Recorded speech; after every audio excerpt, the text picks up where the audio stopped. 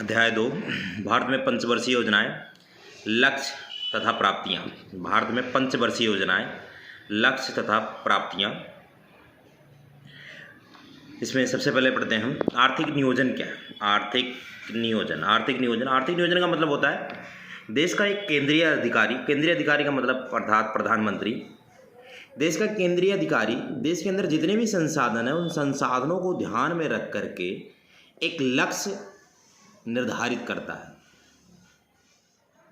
संसाधनों को ध्यान में रख करके एक लक्ष्य निर्धारित करता है और उस लक्ष्य को एक निश्चित समय में प्राप्त करने का प्रयत्न करता है। उस लक्ष्य को एक निश्चित समय में प्राप्त करने का प्रयत्न करता है। अर्थात देश का जो प्रधानमंत्री है, देश के अंदर जितने भी संसाधन हैं उन संसाधनों को ध्यान में रख करके, आवश्यकताओं को ध्यान में रख करके एक लक्ष्य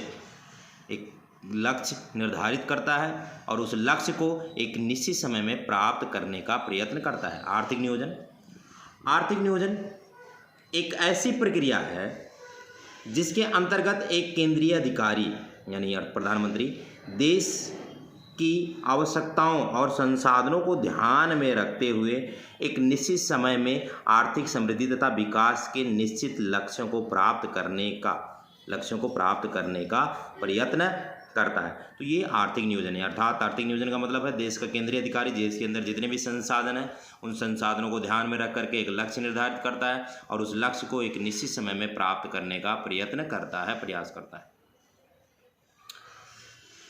इसके बाद आता है अर्थव्यवस्थाएं मुख्य रूप से 3 प्रकार की होती हैं। अर्थव्यवस्थाएं पूंजीवाद अर्थव्यवस्था, समाजवाद अर्थव्यवस्था, मिश्रित अर्थव्यवस्था। पूंजीवाद जिसे बाजार अर्थव्यवस्था भी कहा जाता है। बाजार अर्थव्यवस्था जिसके अंदर सारी क्रियाएं स्वतंत्र रूप से की जाती हैं, बाजार शक्तियां निर्णय लेती हैं, सरकार का हस्तक्षेप नहीं होता।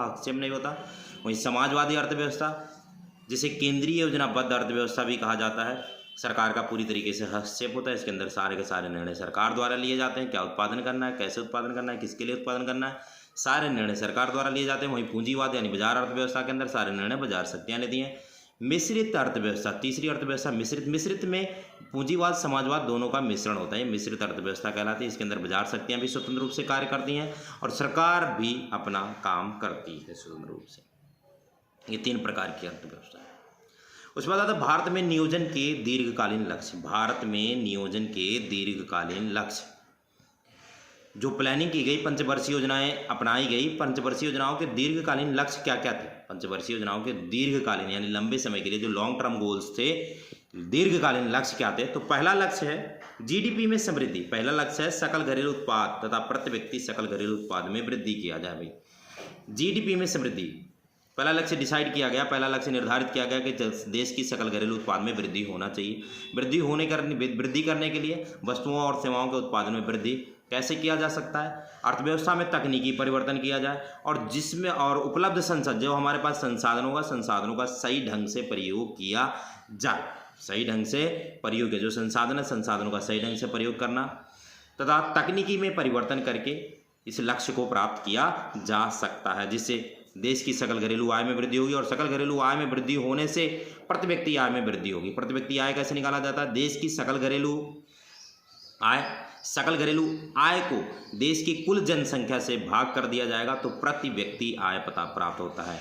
यानी जीडीपी बटे में कुल जनसंख्या देश की कुल जनसंख्या, तो प्रति व्यक्ति जीडीपी निकलेगा प्रति व्यक्ति। दूसरी पंचवर्षीय योजनाओं का दीर्घकालीन लक्ष्य जो है पूर्ण रोजगार का मतलब है जो भी मजदूरी की न्यूनतम दर पर काम करना चाहता है उन सभी लोगों को रोजगार प्राप्त होना चाहिए। जो भी मजदूरी की न्यूनतम दर पर काम करना चाहता है और काम करने के इच्छुक योग्य है उनको रोजगार प्राप्त होना चाहिए। पूर्ण रोजगार कहलाता है। तो दूसरी लक्ष्य यही निर्धारित किया गया कि अर्थव्यवस्था के अंदर जितने भी लोग बेरोजगार हैं, काम करने के लिए तैयार हैं, इच्छुक हैं, योग्य हैं, उन सभी लोगों को रोजगार मिलना चाहिए। रोजगार बढ़ावा करने के लिए, रोजगार देने के लिए सरकार ने बहुत सारी योजनाएं शुरू करवाई रोजगार देने के लिए, जिसके अंदर निवेश करने से जैसे सड़क, पुल, बांध, ये सारी परियोजनाएं शुरू होती हैं। इनमें लोगों को अधिक से अधिक क्या मिलता है, रोजगार मिलता है। अगला पॉइंट आता है तीसरा महत्वपूर्ण लक्ष्य दीर्घकालीन लक्ष्य न्यायोचित वितरण अथवा साम्य। न्यायोचित वितरण, न्यायोचित मतलब होता है न्यायपूर्ण, वितरण मतलब बंटवारा, साम्य मतलब इक्विटी, एक समान। यानी गवर्नमेंट का, सरकार का दूसरा महत्वपूर्ण दीर्घकालीन लक्ष्य यह था कि अर्थव्यवस्था के अंदर सभी लोगों की आय एक जैसी होनी चाहिए, समान होनी चाहिए, एक समान होनी चाहिए। इसके लिए सरकार ने जो अमीर तबके के लोग हैं उन पर कर की दरों को क्या कर दिया, बढ़ा दिया, और जो गरीब तबके के लोग हैं उनको आर्थिक सहायता उपलब्ध करवाई, उनको आर्थिक सहायता उपलब्ध करवाई। इसके हिसाब से इसके द्वारा अर्थव्यवस्था में न्यायोचित वितरण अथवा साम्य यानी आय का वितरण समान करने के लिए सरकार ने कदम ये उठाए। अर्थव्यवस्था में जो अमीर लोग थे उन पर टैक्स के रेट बढ़ा दिए गए, जो गरीब लोग थे उन पर उन्हें आर्थिक सहायता दी गई। अगला पॉइंट आता है चौथा महत्वपूर्ण दीर्घकालीन लक्ष्य आधुनिकीकरण। क्या आधुनिकीकरण? आधुनिकीकरण का मतलब है अर्थव्यवस्था के अंदर नई नई तकनीकी का प्रयोग करना। नई नई तकनीकी, चाहे औद्योगिक क्षेत्र हो गया, कृषि क्षेत्र हो गया। आज कृषि क्षेत्र के अंदर देख लो, tractor, thresher, harvester, cultivator, harrow, तरह तरह की तकनीकी मशीनें आ गई, तरह तरह की तकनीकी मशीनें आ गई हैं जो अर्थव्यवस्था के अंदर यानी कृषि क्षेत्र के अंदर उत्पादकता में, उत्पादन करने की क्षमता में अधिक से अधिक क्या कर रही हैं, वृद्धि कर रही हैं। काटना हो गया, अनाज और भूसे को अलग करना हो गया, इन सब के लिए, हर चीज़ के लिए, हर काम करने के लिए नई नई मशीनें, नई नई तकनीकी आ गई। अगला पांचवा दीर्घकालीन महत्वपूर्ण लक्ष्य दीर्घकालीन आत्मनिर्भरता। आत्मनिर्भरता का मतलब यह है जिन वस्तुओं और सेवाओं के लिए हम किसी अन्य देश पर निर्भर करते हैं उन वस्तुओं और सेवाओं का खुद अपने देश के अंदर उत्पादन करने लग जाना, इसे कहेंगे आत्मनिर्भरता, इसे कहा जाता है आत्मनिर्भरता। तो पांचवा दीर्घकालीन महत्वपूर्ण लक्ष्य ये था कि हम आत्मनिर्भर हो जाएं, और यहाँ पर इसी दौरान, आत्मनिर्भरता के दौरान, इसी में हरित क्रांति की क्या हुई, शुरुआत हुई हरित क्रांति आत्मनिर्भरता 1967 में हरित क्रांति की शुरुआत आत्मनिर्भरता की। हम खाद्यान्न के मामले में आत्मनिर्भर हो जाए। हरित क्रांति से देश के अंदर इतना अधिक उत्पादन हुआ, चावल और गेहूं की फसलों में इतना अधिक उत्पादन हुआ कि खाद्यान्न के मामले में हम क्या हो गए, आत्मनिर्भर हो गए। ये आत्मनिर्भरता। तो हमने पढ़ा भारत में नियोजन के दीर्घकालीन लक्ष्य, जिसके अंदर जीडीपी समृद्धि यानी जीडीपी बढ़ाया जाए, पूर्ण रोजगार, लोगों को अधिक से अधिक रोजगार मिले, न्यायोचित वितरण अथवा साम्य, आधुनिकीकरण, नई नई तकनीकी का प्रयोग, और आत्मनिर्भरता। खाद्यान्न के मामले में, अन्य चीज़ों के मामले में आत्मनिर्भर हुए, तो हम अभी तक खाद्यान्न के मामले में ही आत्मनिर्भर। ये नियोजन के दीर्घकालीन लक्ष्य। आगे पढ़ते हैं भारत में अल्पकालीन लक्ष्य। भारत अभी तक 12 पंचवर्षीय योजनाएं समाप्त कर चुका है, 13वीं पंचवर्षीय योजना चल रही है। 12 पंचवर्षीय योजनाएं समाप्त हो चुकी है, 13वीं पंचवर्षीय योजना शुरू है। भारत के अंदर जो सबसे पहले पंचवर्षीय योजना शुरू हुई थी 1951 में शुरू हुई, और योजना आयोग का जो अध्यक्ष होता है वो प्रधानमंत्री होता है। कौन होता है? प्रधानमंत्री। भारत की जो पहली पंचवर्षीय 1951 से लेकर के 56 तक चली थी, 1951 से लेकर के 56 तक चली थी। ये पहली पंचवर्षीय योजना 5 साल तक चली थी। कितने साल तक चली थी? 5 साल तक चली थी पहली पंचवर्षीय योजना। और पहली पंचवर्षीय योजना का जो लक्ष्य था, कृषि उत्पादन में वृद्धि किया जाए। कृषि उत्पादन में क्या किया जाए? वृद्धि किया जाए, और आय तथा धन का वितरण समान किया जाए, यानी साम्य को बढ़ावा दिया जाए। किसको बढ़ावा दिया जाए? साम्य को बढ़ावा, यानी आय के वितरण को एक समान किया जाए। यानी जो पहली पंचवर्षीय योजना, भारत के अंदर जो पहली पंचवर्षीय योजना शुरू हुई थी 1951 में शुरू हुई थी, जो कि 1956 तक चली थी। इस योजना का महत्वपूर्ण लक्ष्य यही था कि कृषि उत्पादन में वृद्धि किया जाए, और दूसरा लक्ष्य यही था साम्य को बढ़ावा दिया। साम्य का मतलब है अर्थव्यवस्था के अंदर सभी लोगों की आय एक जैसी होनी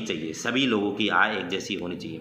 तो ये भारत के अल्पकालीन लक्ष्य। ऐसे 12 पंचवर्षीय योजनाएं भारत क्या कर चुका है? समाप्त कर चुका है। हर पंचवर्षीय योजना का अलग अलग लक्ष्य है। अभी वर्तमान में भारत के अंदर 13वीं पंचवर्षीय योजना चल रही है।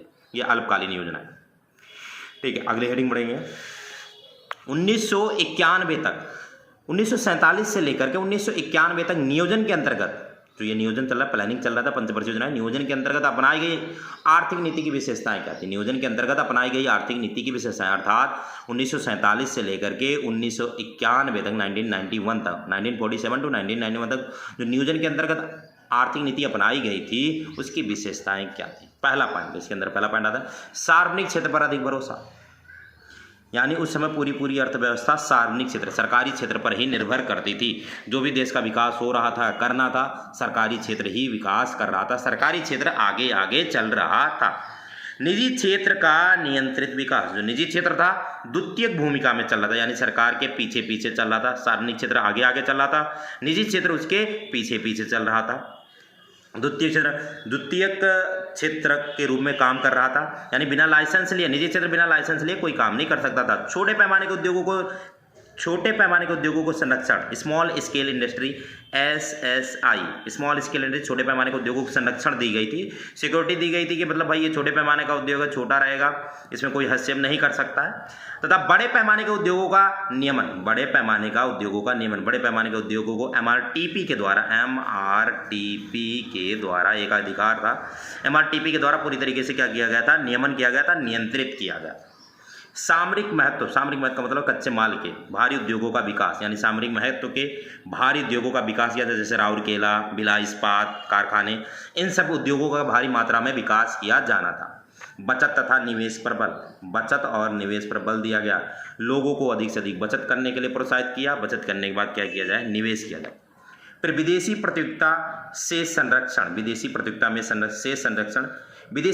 से संरक्षण का मतलब यह है कि विदेशी वस्तुओं को देश के अंदर आने से क्या किया जा रहा था, रोका जा रहा था। क्यों रोका जा रहा था? क्योंकि ताकि घरेलू उद्योग को बढ़ावा मिल सके, रोका कैसे गया? आयात कर बढ़ा दिए गए, यानी आयात शुल्क बढ़ा दिए गए और आयात कोटा निर्धारित कर दिया गया। आयात शुल्क बढ़ा दिए गए और आयात कोटा निर्धारित कर दिया गया था, जिसकी वजह से विदेशी प्रतियोगिता से हमें संरक्षणता प्राप्त हुई। और संरक्षणता से हम नतीजा ये निकला कि हमारे घरेलू उद्योग काफ़ी अधिक मात्रा में क्या हुए, विकसित हुए। तो हमने पढ़ा 1991 तक नियोजन के अंतर्गत अपनाई गई आर्थिक नीति की विशेषताएं। क्या विशेषताएं हैं? सार्वजनिक क्षेत्र पर अधिक भरोसा किया गया, यानी सरकारी क्षेत्र आगे आगे। निजी क्षेत्र का नियंत्रित विकास, निजी क्षेत्र यानी प्राइवेट सेक्टर बिना लाइसेंस लिए कोई उद्योग नहीं शुरू कर सकता था। छोटे पैमाने के उद्योग जो थे उनको बढ़ावा दिया गया, संरक्षणता प्रदान की, सुरक्षा दी गई तथा बड़े पैमाने के उद्योग को MRTP के द्वारा कंट्रोल में रखा गया।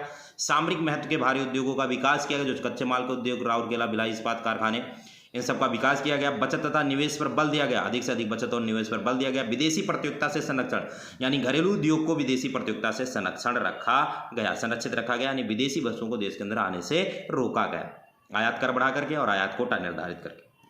अगली हेडिंग पढ़ते हैं, नियोजन के लक्ष्यों की उपलब्धि। ऐसे कौन कौन से लक्ष्य थे जो हमने निर्धारित किए और हमने प्राप्त भी किए, यानी नियोजन के लक्ष्यों की उपलब्धि जो सरकार के द्वारा क्या किया गया, लक्ष्य निर्धारित किया गया और उस लक्ष्य को प्राप्त भी किया गया। राष्ट्रीय आय में वृद्धि, देश की राष्ट्रीय आय क्या हुई, बढ़ी, देश की राष्ट्रीय आय में वृद्धि हुई। राष्ट्रीय आय बढ़ने से देश की राष्ट्रीय आय बढ़ी, और देश की राष्ट्रीय आय जब बढ़ी तो उससे प्रति व्यक्ति आय में भी क्या हुई, वृद्धि हुई। क्योंकि देश की कुल राष्ट्रीय आय को देश की कुल जनसंख्या से क्या कर दिया जाता, भाग कर दिया जाता, तो प्रति व्यक्ति आय आता। यदि देश की राष्ट्रीय आय में वृद्धि होती है तो इससे निश्चित है कि प्रति व्यक्ति आय में भी क्या होगी, वृद्धि होगी। तो दूसरा पहले लक्ष्य क्या प्राप्त किया गया, देश की राष्ट्रीय आय में क्या हुई, वृद्धि हुई। दूसरा लक्ष्य निर्धारित किया गया, प्रति व्यक्ति आय में भी वृद्धि हुई। पूंजी की निर्माण दर में वृद्धि, इससे क्या हुआ, पूंजी की निर्माण दर में क्या हुई, वृद्धि। जब लोगों की प्रति व्यक्ति आय बढ़ी, जब प्रति व्यक्ति आय बढ़ी तो प्रति व्यक्ति आय बढ़ने से उनके बचत बढ़ेगा, बचत बढ़ने से उनके क्या करेंगे, वो अधिक से अधिक क्या करेंगे, निवेश करेंगे। निवेश करने से क्या होगा, पूंजी की निर्माण दर में क्या हुई, वृद्धि हुई। कृषि में संस्थागत एवं तकनीकी सुधार किए गए। संस्थागत सुधार का मतलब बिचौलिए हटा दिए गए, लगान का नियमन कर दिया गया, भूस्वामी प्रथा, जमींदारी प्रथा हटा दिया। तकनीकी सुधार, नई नई टेक्नोलॉजी का प्रयोग किया गया, केमिकल फर्टिलाइजर यानी रासायनिक खादों का प्रयोग किया गया, ये लक्ष्य प्राप्त किए गए। उद्योगों का विकास, ढेर सारे उद्योग लगाए गए, उद्योगों का बहुत अधिक मात्रा में विकास हुआ। विशेषकर इलेक्ट्रॉनिक उद्योग ने, भारत के अंदर इलेक्ट्रॉनिक उद्योग ने बढ़ चढ़ करके क्या किया, अधिक से अधिक क्या किया, विकास किया, बहुत सारे उद्योग लगाए गए। आधारित संरचना, देश की आधारित संरचना मजबूत हुई। आधारित संरचना, आर्थिक आधारित संरचना जिसके अंदर आ जाता बीमा, बैंकिंग, यातायात के साधन, रेलवे, ट्रांसपोर्टेशन, परिवहन, सड़कें, ये सारे के सारे अधिक से अधिक मात्रा में क्या हुई, वृद्धि हुई और इनका क्या हुआ, विकास हुआ। सामाजिक आधारित संरचना, स्कूल, कॉलेज, हॉस्पिटैलिटी, शिक्षा, इन सब में अधिक से अधिक मात्रा में क्या हुआ, विकास हुआ। आधारित संरचना, दो के दोनों आधारित संरचना, चाहे आर्थिक आधारित संरचना चाहे सामाजिक आधारित, दो के दोनों आर्थिक आधारित संरचना और सामाजिक आधारित संरचना में अधिक मात्रा में विकास हुआ। रोजगार का नए नए अवसर सृजित किए गए, पर पर्याप्त मात्रा में अवसर प्राप्त नहीं हुआ। जितने लोगों को रोजगार की जरूरत थी सभी लोगों को रोजगार प्राप्त नहीं हो पाया, लेकिन रोजगार के अवसर सृजित किए गए, यानी अवसर दिया गया। अंतर्राष्ट्रीय व्यापार, विदेशी व्यापार में अधिक से अधिक क्या मिला, बढ़ावा मिला, यानी भारत बढ़ चढ़ करके अब विदेशी व्यापार कर रहा है अधिक से अधिक मात्रा में। तो ये हमने पढ़ा नियोजन के लक्ष्यों की उपलब्धि। नियोजन के लक्ष्यों की क्या उपलब्धि प्राप्त हुई, राष्ट्रीय आय में वृद्धि हुई, राष्ट्रीय आय बढ़ने से लोगों की प्रति व्यक्ति आय बढ़ी, और प्रति व्यक्ति आय बढ़ने से पूंजी की निर्माण दर में क्या हुई, वृद्धि हुई। कृषि में संस्थागत एवं तकनीकी सुधार किए गए, उद्योगों का विकास हुआ, ढेर सारे उद्योग लगाए गए, उद्योगों का विविधीकरण किया गया, आर्थिक और सामाजिक आधारित संरचना का विकास हुआ, रोजगार का अवसर प्राप्त हुआ लोगों को, अंतर्राष्ट्रीय व्यापार और विदेशी व्यापार में बढ़ावा मिला। नियोजन की असफलताएं, ऐसे कौन कौन से लक्ष्य जो निर्धारित तो किए गए, लक्ष्य निर्धारित तो किए गए परंतु प्राप्त नहीं हुए, उन नियोजन की असफलताएं। नियोजन की असफलताएं, दयनीय निर्धनता, गरीबी। जब हमारा देश आज़ाद हुआ था तो करीब देश की 20% जनसंख्या गरीब थी, लेकिन वर्तमान में तकरीब 25% जनसंख्या गरीब है। गरीबी नहीं दूर हो पाई। निरंतर बढ़ती मुद्रास्फीति, कीमतें लगातार, सरकार आती रही जाती रही, लेकिन कीमतें कोई भी सरकार स्थिर नहीं कर पाई। लगातार कीमतें क्या होती जा रही हैं, बढ़ती रही। ये भी क्या है, नियोजन की असफलताएं हैं। ये भी नियोजन की असफलता, सरकार की नाकामी है जो इस पर मतलब स्थिरता नहीं, कीमतों में पर स्थिरता नहीं ला पाए। बेरोजगारी भी दिन पर दिन क्या होती जा रही है, बढ़ती जा रही है। बेरोजगारी दिन पर दिन बढ़ती जा रही है। इसका कुछ दोष हमारे एजुकेशन सिस्टम को जाता है। हमारी जो शिक्षा नीति है उपाधि प्रेरक है, रोजगार प्रेरक नहीं है। कुछ लोगों की गलती है कि वो पढ़ाई पर ध्यान नहीं देते हैं, अच्छी शिक्षा नहीं लेते हैं। अपूर्ण आधारित संरचना, हमारे यहाँ का आधारित संरचना जितनी मात्रा में हमें आधारित संरचना चाहिए उतनी मात्रा में उपलब्ध नहीं है। पक्षपात वितरण, भारत के अंदर वितरण कैसा है, पक्षपात है। पक्षपात का मतलब भेदभाव होता है। अमीर लोगों को पहले मिल जाता है, गरीब लोगों को बाद में मिल जाता है। कोई भी चीज़ सरकार की तरफ से कोई भी पॉलिसी शुरू होती है, जिसके लिए वो पॉलिसी शुरू की जाती है, रियल में वो नीति शुरू की जाती है, जो फ़ायदा उठाए उसको फ़ायदा नहीं मिलता है, और जो अमीर तबके के लोग होते हैं उन्हें पहले क्या मिल जाता है, फ़ायदा मिल जाता है। तो ये पक्षपात वितरण है। तो ये नियोजन की असफलताएं, नियोजन की 5 असफलताएं जो गवर्नमेंट ने लक्ष्य तो निर्धारित तो किया परंतु इसे प्राप्त नहीं कर पाए, जिसके अंदर आता दयनीय निर्धनता, निरंतर बढ़ती मुद्रास्फीति, बेरोजगारी, अपूर्ण आधारित संरचना और पक्षपात वितरण। ये नियोजन की असफलता है।